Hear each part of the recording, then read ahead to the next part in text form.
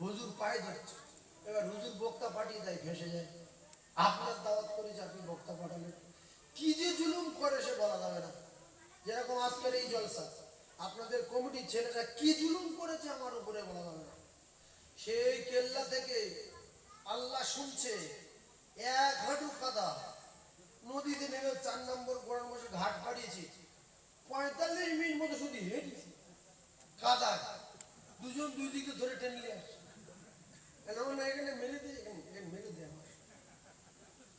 সেই কষ্ট করে আল্লাহ আনিয়েছেন, কি বলবো না বলবো জানি না।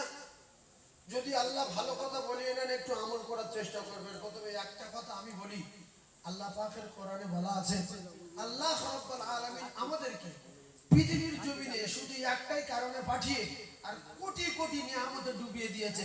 ছোট্ট একটা কথা শোনেন, ওয়া জাআলনাল লাইলা লিবাসা।